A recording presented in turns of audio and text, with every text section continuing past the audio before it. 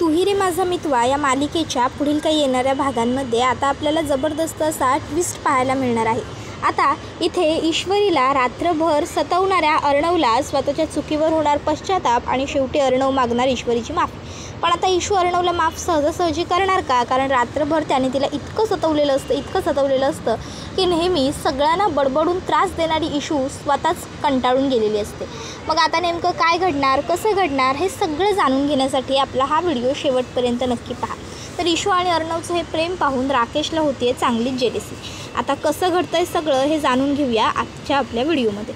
तर आता आपण इथे पाहतोय की ईशूने अर्णवला आता घरपर्यंत तर आणलेलं आहे, पण अर्णव आता घरात जायला सुद्धा ईशूचं ऐकत नाही आहे। तो आता तिथेच हट्ट करत नाचत बसला आहे। मग ईशू त्याला समजावून सांगते की हे बघा अर्णव सर, आता आपण आतमध्ये जाऊ आणि आतमध्ये आपण आपल्या रूममध्ये गेलो की मग मज्जा करू, पण आता इथे मज्जा नको, आता मज्जा खूप झाली, चला आपण जाऊया। त्यावर तो म्हणत असतो की नाही, मला मज्जा करायचीच आहे, अजून मज्जा करायची, मला अजून तुझ्याबरोबर खूप वेळ घालवायचा आहे। त्याला सांगते की हे बघा, तुम्हाला जो काही वेळ घालवायचा आहे ना तो आपण आतमध्ये जाऊन घालवू, नको हां चला। आणि आता तुमच्या सरप्राईजमधला पुढचा टास्क हा आहे की अजिबात आवाज न करता शांतपणे कोणालाही न कळता आपण दोघांनी कॉरिडॉरमधनं घराच्या आत जायचं आणि घराच्या आतून अलगद आपण जिना चढायचा आणि आपल्या रूममध्ये जायचं आणि कोणालाच कळता कामा नाही हा की आपण दोघं घरी आलो आहे। जर सगळ्यांना कळलं की आपण घरी आलो आहे तर मग आपण आऊट, आपण हरलो।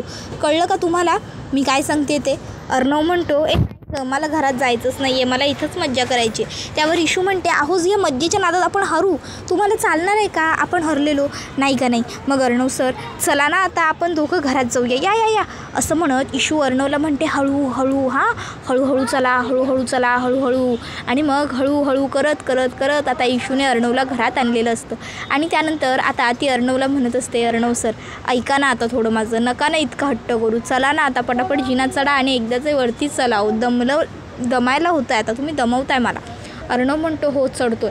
आणि मग आता तो जिना चढायला सुरुवात करतो। एक जिना चढतो, परत खाली उतरतो, 2 जिने चढतो, परत खाली उतरतो, जिने चढतो उतरतो। ईशू म्हणते काय चाललं आहे?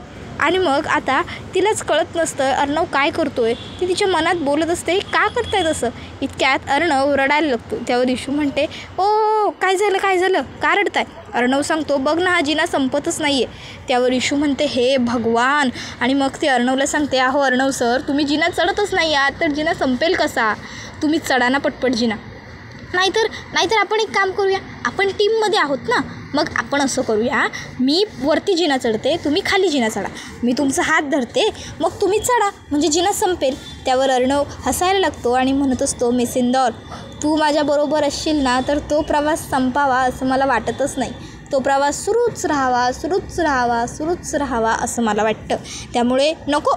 त्याबरोबर ईशू म्हणते अहो नाही, रूममध्ये सुद्धा मी तुमच्याबरोबरच असणार आहे की नाही, मग आता इथे थांबण्यात काय अर्थ आहे? आपण आता जाऊया, रूममध्ये गेलो की आपण छान मज्जा करत बसूया हां, पण अर्णव सर आता इथनं जाऊया। मनातल्या मनात ती म्हणत असते जर इथे कोणी आता आलं ना तर खूप मोठी गडबड होऊन जाईल, जर कोणी अर्णव सरांना या अवस्थेत बघितलं तर काय म्हणजे होईल, अर्णव सरांना कळतच नाही आहे काही, नाही पण त्यांना काही कळावं अशा मनस्थितीत ते राहिलेले सुद्धा नाही आहेत ना। उद्या उठले ना झोपेतनं की मग बघते यांच्याकडे, मग यांना चांगलं सरळ करते, काय मज्जा करायची आहे ना ती उद्या यांची मज्जाबरोबर बाहेर काढते, आज यांना काही करायचं आहे ते करू देत असं आता ईशू म्हणत असते। भडकूचनचं हॅपी सिंग झालेला मला अजिबात परवडणार नाही, भडकूचनच राहिलेला बरा। त्यानंतर मग आता अर्णव म्हणतो तू एकटीच का बोलतेस? ईशू म्हणते कारण तुमच्याशी बोलणं रिस्की आहे ना सध्या। अर्णव म्हणतो काय? ईशू म्हणते काही नाही, मी म्हणत होते आपल्याला जिंकायचं आहे, आपण हळूहळू वरती जाऊया, चला वरती जाऊया असं म्हणत ती आता अर्णवच्या हाताला धरते आणि अर्णवला बळजबरीने धरून बांधून वरती शेवटी खोलीपर्यंत घेऊन येते। आता खोलीत आल्यावर अर्णवला म्हणते अर्णव सर आता पुढचा टास्क हा आहे की तुम्ही जाऊन बेडवरती झोपायचं। अर्णव म्हणतो काय? अगं पण पुढचा गेम खेळायचा असेल ना, त्याचं काय? ईशू म्हणते हाच तर पुढचा गेम आहे ना, तुम्ही 10 मिनटं बेडवरती शांत झोपायचं, जा बरं झोपा।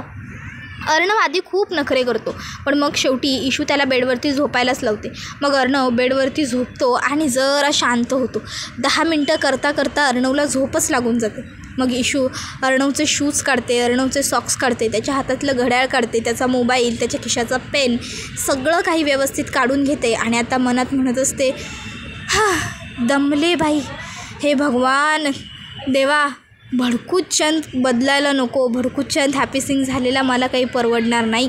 तर दुसरीकडे आता अंजली आणि राकेश गप्पा मारत बसलेले असतात. अंजली राकेशला म्हणत असते, अहो म्हणजे अर्णव आणि ईश्वरीमधलं सगळं छान होत चाललं आहे, खरोखर किती चांगली पॉझिटिव्ह गोष्ट आहे ना ही आपल्यासाठी.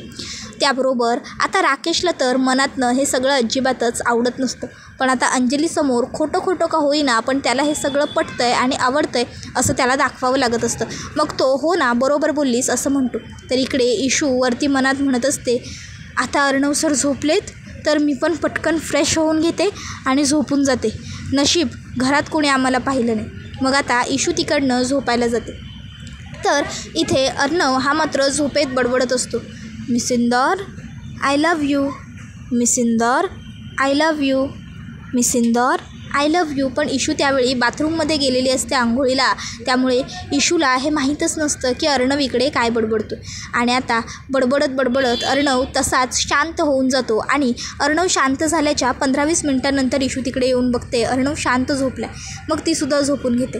आता दुसऱ्या दिवशी सकाळी इशू लवकर उठते, तिचं आवरते आणि खाली किचनमध्ये निघून जाते. त्याबरोबर आता अर्णवसुद्धा जागा झालेला असतो आणि काल रात्री त्याने जो काही पराक्रम गाजवला आहे तो सगळा त्याला आठवतो आणि ईश्वरीला त्याने कसं छळलं, किती त्रास दिला ते सगळंच त्याला आठवायला लागतं. आणि अर्णव विचार करतो, oh my God, me miss इंदौरला किती त्रास दिला आहे काल रात्री, ऑफिसमध्ये मी काय वागलो आहे, थँक गॉड ऑफिसमध्ये कोणी स्टाफ नव्हता म्हणून.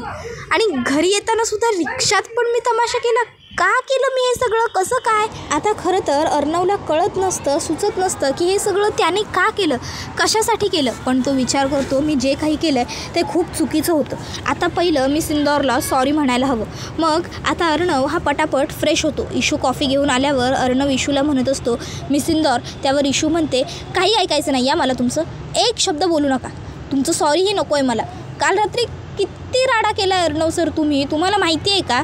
नशीब घरातल्या मोठ्यांनी कुणी किंवा इतर आकाश सरांनी वगैरे तुम्हाला बघितलं नाही, नाहीतर त्यांच्यावरती तुमचं काय इम्प्रेशन पडलं असतं. मोठा भाऊचा असा वागतोय, मग धाकट्या भावाला कसं समजावणार, कोणत्या तोंडाने त्यांना पुढे काही एक शब्द ओरडला असतात. त्यावर अर्णव म्हणतो, मिस इंदौर खरंच सॉरी, माझं चुकलं, मला असं नव्हतं वागायचं, मला कळतच नाही आहे, अगं मला आठवतच नाही आहे रात्री काय घडलं ते. इशू म्हणते, नाही ना आठवत आहे, नशीब नाही आठवत आहे ते, बरं झालं, इट्स ओके, जे झालं ते आता बदलू तर शकत नाही, पण पुन्हा जर तुम्ही असं केलं ना तर याद राखा तुमची गाठ माझ्याजवळ आहे. त्यावर अर्णव म्हणतो, इट्स ओके म्हणजे तुम्हाला माफ केलंस. त्यावर इशू म्हणते, नाही मी तुमचं सॉरी एक्सेप्ट केलेलं नाही आहे आणि मला करायचंही नाही आहे. एवढं बोलून इशू आता रागारागात तिकडनं निघून जाते खाली. त्याबरोबर अर्णव आता मनात विचार करायला लागतो, बापरे खूपच जास्त माती खाल्लेली दिसते आपण, आता लवकरात लवकर खाल्लेली माती निस्तरावी लागणार आहे. काय अर्णव काय केलंस हे सगळं तू, अरे इतक्या मोठ्या कंपनीचा सात्विक फॅशनचा तू CEO आहेस आणि इतकी माती खाल्लीस. मग अर्णवला आठवतं की ईश्वरी हिला ग्रीटिंग्स आवडतात, मागे त्याने ग्रीटिंग दिलं होतं तेव्हा इशू खुश झाली होती. मग आता अर्णव तोच पेहतरा पुन्हा आजमावतो. आता तो मस्त ईश्वरीला सॉरीचं ग्रीटिंग कार्ड देतो आणि मिठाईसुद्धा देतो, जेणेकरून तिचं तोंड तिने गोड करावं. आणि आता तो वरतून बॅल्कनीतून बघत असतो, ईश्वरी ग्रीटिंग बघते का. आता इशू ग्रीटिंग उघडते, त्यामध्ये लिहिलेलं सॉरी ती वाचते. आता खरं तर इशूला आनंद होतो अर्णवने तिला ग्रीटिंग दिल्याचा, पण अर्णव आपल्याकडे बघतो ही गोष्ट जेव्हा इशूच्या लक्षात येते तेव्हा मग ती आनंद चेहऱ्यावरचा लपवते आणि अर्णवकडे रागाने बघत ती मिठाई खाली जी असते ती बॉक्स घेते आणि येऊन आकाशला आणि मामाला म्हणत असते, आकाश सर, मामा हे घ्या, ही मिठाई खा आणि हे जे ग्रीटिंग कार्ड आहे की नाही आकाश सर, हे तुमच्याकडेच ठेवा. आकाश म्हणतो, पण का, कसलं ग्रीटिंग आहे. सॉरी अगं वहिनी, हे ग्रीटिंग तुझ्यासाठी असणार आहे, दादाने दिलं असेल ना तुला, मी का ठेवून घेऊ, दादाने दिलं आहे का, कोणी दिलं आहे. त्यावर इशू म्हणते, आकाश सर त्या सगळ्याशी तुम्हाला काय करायचं आहे, मी सांगते ना, तुम्ही फक्त तेवढं ऐका माझं, हे ग्रीटिंग कार्ड तुम्ही तुमच्याजवळ ठेवून घ्या आणि ही उरलेली मिठाई तेवढी सगळ्यांना वाटा. आकाश म्हणतो, तुला. त्यावर इशू म्हणते, मला नको आहे, मला काहीच नको आहे त्यातलं. मग नंतर आता ईश्वरीला अर्णवला विचारायचं असतं खरं तर जेवायला काय बनवू, पण आता अर्णवशी तर ती भांडलेली असते, ती बोलत नसते. मग आता मुद्दामूनच इशू आकाशला म्हणते, आकाश सर आज दुपारच्या जेवणामध्ये काय बनवू. त्यावर आकाश म्हणतो, मी काय म्हणतो बहिणी, मस्तपैकी तू ऐकली नाही पुलाव वगैरे. त्यावर लगेचच अर्णव म्हणतो, आकाश अरे काल आपलं एवढं मोठं छान विंटर कलेक्शन लॉन्च झालं आहे, एवढी मोठी छान काल पार्टी वगैरे झाली ऑफिसमध्ये, सगळं कसं छान होऊन गेले. मग आजचं जेवण सादर संगीत करायला हवं नाही, म्हणजे पुरी भाजी बटाट्याची, डाळ भात, मस्तपैकी श्रीखंड, गोड म्हणून खीर. त्याबरोबर इशू म्हणत असते, आकाश सर यातलं काही मी करणार नाही आहे, नाही म्हणजे माझ्याकडे ना एवढा फुकट वेळ आलेला नाही आहे की कोणासाठी काहीतरी करत बसावं. मलासुद्धा दिवसभरात वेगळी वेगळी बरीच कामं असतात, मला वेळ नाही आहे हे सगळं करत बसायला. मी आपलं मस्त काहीतरी साधं जेवण बनवणार. त्यावर अर्णव म्हणत असतो, आकाश अरे जर जेवण बनवायचंच नव्हतं तर मग विचारण्याची फॉर्मॅलिटी करायची कशाला. हे म्हणजे असं झालं, मी मारल्यासारखं करतो तू लागल्यासारखं कर, मी वाढल्यासारखं करतो तू खाल्ल्यासारखं कर, याला काय अर्थ आहे. जर आधी विचारलं आहे तर आता विचारल्यावर जे सांगितलं आहे तो स्वयंपाक बनवायलाही हवा. नुसती फॉर्मॅलिटी करायची कशाला, गरज काय होती फॉर्मॅलिटी करायची. एवढंच छान जेवण आहे, बटाट्याची भाजी, पुरी, डाळ भात, आचार, पापड. आता या गोष्टी अर्णवने एक्स्ट्रा ॲड केलेल्या असतात. ईश्वरी म्हणत असते, काय आहे ना आकाश सर, जर हे सगळं जेवण तुम्ही तुमच्या पसंतीचं सांगितलं असतं ना तर मला तुमच्यासाठी हे सगळं बनवायला काही फार अवघड नव्हतं. मला कामाचा मुळात कधी कंटाळा येतच नाही, कितीही काम असलं तरी माझी कामं करायला नेहमी तयारी असतेच, कळलं ना. त्याबरोबर अर्णव म्हणत असतो, जर कामं करायला नेहमी तयारी असते तर मग आता जेवण बनवायला नकार. त्यावर अर्णवला आकाश म्हणतो, स्टॉप स्टॉप स्टॉप स्टॉप. दादा दादा अरे काय चाललं आहे, किती नॉनस्टॉप बडबड करताय तुम्ही दोघंजणं. AK-47 सुरू करावी आणि धाड धाड धाड धाड गोळ्या मारत जावे ना, तसं चाललं आहे तुम्ही दोघांचं एकमेकांवर फायरिंग. नाही नवरा बायको आहात तुम्ही, करा एकमेकांवर फायरिंग करा. अरे पण मग वाया वाया का करताय, फेस टू फेस करा ना, एकमेकाच्या समोर उभे राहा आणि मारा किती मारायचे तेवढ्या एकमेकावर गोळ्या. उगाचच्या उगाच मगापासून आकाश हे आकाश ते, आकाश सर असं आकाश सर तसं. मला प्रश्न पडला आहे की माझं का कबूतर केलं या दोघांनी. त्याबरोबर आकाशच्या फोनवरती नम्रताचा फोन आलेला असतो. आता नम्रताचा फोन बघून आकाश खुश होतो आणि आकाश म्हणतो, आता तुम्ही दोघं एकमेकांवर फेस टू फेस स्वतः फायरिंग करा, मी आलोच. त्यावर अर्णव आकाशला म्हणतो, अरे कट कर ना फोन, माझ्यापेक्षा महत्त्वाचा आहे का. त्यावर आकाश सांगतो, हो खूप महत्त्वाचा फोन आहे, कट नाही करू शकत. आणि मग आता लगेचच आकाश हा तिकडनं फोनवर बोलायला बाजूला गेलेला असतो. आता हा प्रकार वल्लरी बघते. जोपर्यंत ईश्वरी आणि अर्णवचं भांडण सुरू असतं तोवर वल्लरीला मज्जा येते, पण जेव्हा आकाश फोनवर बोलण्यासाठी बाजूला जातो तेव्हा मग मात्र वल्लरीला राग येतो. वल्लरी मनात म्हणायला लागते की जो आकाश आजपर्यंत अर्णवचा कोणता शब्द खाली पडू देत नाही, तो आज चक्क महत्त्वाचा फोन आहे असं म्हणत बाजूला गेला. नक्की हा कोणाशी बोलतोय हे बघायला हवंच. मग आता वल्लरी आकाशच्या मागे येते आणि तिला कळतं की आकाश हा नम्रताबरोबर बोलतोय, कारण आकाश हा नम्रताचं नाव घेतो. मग वल्लरी येते आणि त्याच्या हातातला फोन हिसकावून घेऊन कट करते आणि ह्या घरात जी मुलगी सून म्हणून येईल ती माझ्याच पसंतीची असेल, ती श्रीमंत असेल, तालेवार असेल, घरंदाज असेल असं सगळं बडबडते. अर्णवने मनमानी केली पण तू करायची नाही आहेस. त्यावर आकाश म्हणत असतो, मॉम प्लीज, तालेवार घरंदाज अगं कुठल्या जमान्यात जगतेस तू. मला बायको, मला साथ देणारी, माझ्यासोबत आयुष्यभर राहणारी, माझ्या छोट्या छोट्या गोष्टींना लक्षात ठेवून त्याचा आनंद साजरा करणारी हवी. माझ्या पगारात माझ्या कष्टांनी कमवलेल्या पैशांमध्ये संसार करून सुखी राहणारी हवी, ना की माझ्या भावाच्या बिझनेस प्रॉफिटमध्ये तू सुद्धा भाव आहेस म्हणून तुलाही हिस्सा माग असं सांगणारी, ना की तो इतकं कमवतो मग तू का तितकं कमवत नाहीस असं म्हणणारी. आता हे ऐकून वल्लरी आणखीन चिडते, वल्लरी आणखीन बडबड करायला लागते. इतक्यात तिकडे मामा येतो आणि काय झालं, का भांडताय दोघं असं विचारतो. आकाश मामाला सगळा प्रकार सांगतो तर मामा आकाशला म्हणतो, काळजी करू नकोस, तुला जशी बायको हवी ना तू तशीच कर, मी आहे तुझ्याबरोबर. त्यावर आकाश थँक्स डॅड एवढं बोलून तिकडनं निघतो. मग मामा वल्लरीला म्हणत असतो, वल्लरी हे बघ आपल्या मुलाला. त्यावर वल्लरी म्हणते, माझ्या आणि माझ्या मुलाच्या मध्ये तुम्ही पडू नका. मग आकाश म्हणतो, मग मामा म्हणतो, हो का, मग तूही आपल्या मुलाच्या सुखाच्या आड येऊ नकोस. नाही, तुझ्यामुळे माझ्या सात्विका ताईच्या संसाराचं कुटुंबाचं वाटोळं तर झालंच, माझी 2 भाचरुंडं अनाथ झाली, पण आता नाही मी गप्प बसणार. इतके वर्ष मी गप्प होतो, तोंड बंद ठेवलं होतं, कारण अंजली, अर्णव, आकाश तिघंही मुलं लहान होती. तू ईश्वरी आणि अर्णवला स्वीकारलं नाही आहेस हे मी गप्पपणे सहन करतोय, पण जर तू आकाशच्या बाबतीत काही चुकीचा निर्णय घेत असशील ना तर ते मी सहन करणार नाही. इतके दिवस मी गप्प राहिलो होतो कारण अर्णव लहान होता, अंजली लहान होती, आकाश लहान होता, जास्त करून आकाशला तुझी गरज होती, पण आता तसं काही नाही आहे. त्यामुळे गुपचूपपणे ईश्वरी आणि अर्णवला तर स्वीकारच, त्याचबरोबर आकाशला ज्या मुलीशी लग्न करायचं आहे त्याला त्याच मुलीशी लग्न करताना तू गप्प बस. तुला पटत नसेल ना तर तू बोलू नकोस. समजलं ना? तर आता इथे अचानक वल्लरीने फोन कट केलेला असतो, त्यामुळे नम्रताला वाटतं की फोन चुकून कट झाला. मग ती पुन्हा फोन करते. आकाश म्हणत असतो, हॅलो, आता आमच्याशिवाय करमत नाही की काय तुला? त्याबरोबर आता नम्रता ही हसायला लागते. ते दोघं छान गप्पा मारत असतात. तर दुसरीकडे वल्लरी मामीच्या मनात मात्र आता जे काही मामा बोललेलं असतो तेच शब्द फिरत असतात. मी आता गप्प बसणार नाही, मी आता तुझा खरा चेहरा सगळ्यांसमोर उघड करेन वगैरे. तर आता इथे अर्णवला सुचत नसतं की ईश्वरीला इम्प्रेस करण्यासाठी काय करता येईल आणि त्याला एक भन्नाट आयडिया सुचते. ईश्वरी खोलीत आल्यावर अर्णव खोकण्याचं नाटक करतो. तशी इशू म्हणते, काय झालं? अर्णव म्हणतो, तो जरा माझा चष्मा देतेस का गं? आता अर्णव हा म्हाताऱ्यांसारखं बोलत असतो. इशू म्हणते, काय? अर्णव म्हणतो, हो अगं, आता माझ्या सर्व गोष्टी तर तुझ्याच लक्षात राहतात. आयुष्याची 65 वर्ष संसार केला आपण एकत्र, सुखाने राहिलो. मी केलेल्या चुका तू आनंदाने पोटात घेतल्यास. चुका पोटात घेत माझा संसार इथपर्यंत आणलास. आयुष्यभर अशी साथ दे गं बायको मला. आता ईश्वरी अर्णवने हे केलेलं नाटक बघते आणि ईश्वरीला खूप जोरजोराने हसू येतं. ईश्वरी म्हणते, अर्णव सर, तुम्ही पण ना कधी काय कराल आणि काय नाही याचा नेम नाही आहे. बरं केलं माफ. आता ही ॲक्टिंग तेवढी बंद करा आणि नॉर्मल अर्णव सर व्हा. त्यावर अर्णवला इशू म्हणते, पण पुन्हा असे वागू नका.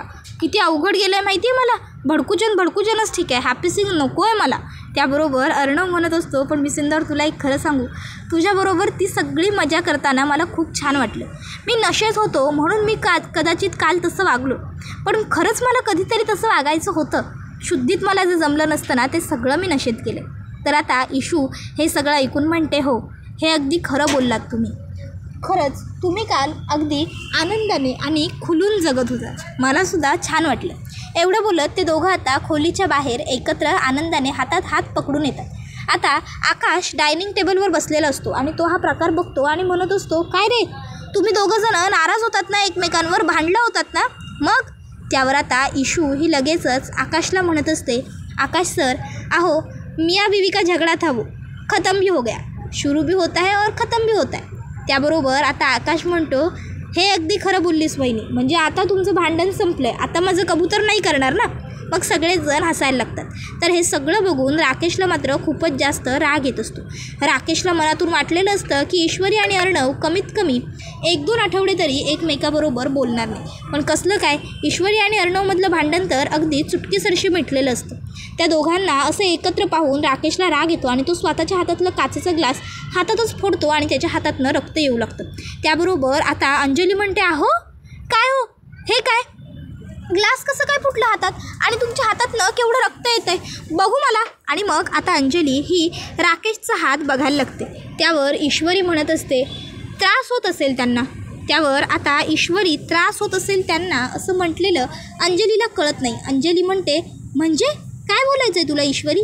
त्यावर अर्णव म्हणतो, ताई, मिस इंदौरला असं म्हणायचं आहे की जिजूंना एखाद्या गोष्टीचा त्रास होत असेल म्हणून कदाचित त्यांनी त्यांचा राग ह्या अशा मार्गातून काढला असेल. बरोबर ना मिस इंदौर? हेच म्हणायचं होतं ना? त्यावर इशू म्हणते, हो अगदी बरोबर. त्यावर अंजली म्हणते, अरे पण राग काढण्याची ही कुठली पद्धत? स्वतःला असं त्रास करून कोण घेतं? त्यावर अंजली ही असं म्हणत असते. तर अर्णव म्हणतो, कधी कधी गरज असते ताई.